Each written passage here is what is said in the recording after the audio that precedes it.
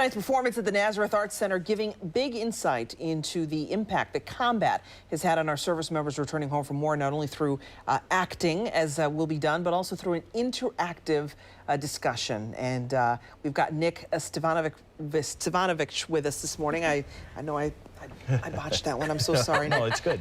He is vice chair of the board of directors at the Veterans Outreach Center with us. And of course, one of the stars of the show, who we're so honored to have in our studio with us this morning, Zach Grenier. Thank you so very much for joining us, sir. You bet. You've been performing in this production for how many years now?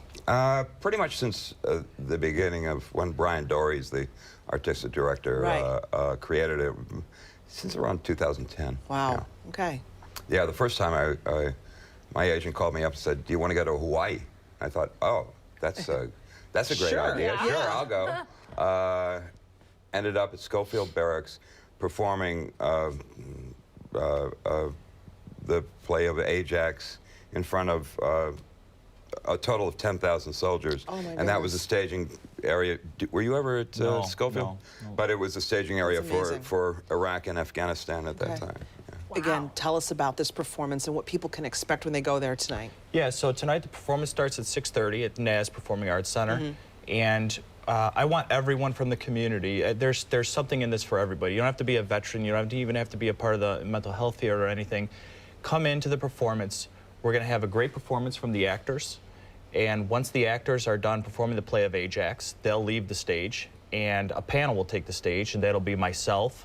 Brother Weeze is on our panel, a judge from Cleveland, and then we have a volunteer from the Veterans Outreach Center whose husband was a victim of suicide. He was an Iraq War veteran. And we're going to talk about the issues and how they relate to the play of Ajax. And then the real show starts after that, where the audience becomes engaged in the performance. And we want people to ask questions, and we want people to dialogue amongst each other. And the environment that it brings is just, it's a really great environment to exchange ideas and bring people together. That's great. Without giving away too many surprises, can you talk about the loose storyline for... For Ajax? Yeah. Well, Ajax was a warrior in the Argive army, in the Greek army, as they were going to Troy, and he, through his closest friend, Achilles, his great partner in war, died, and he was, as tradition was, to be given his armor. And instead of Odysseus, was one of the generals took it, and he became enraged. He tried to murder them.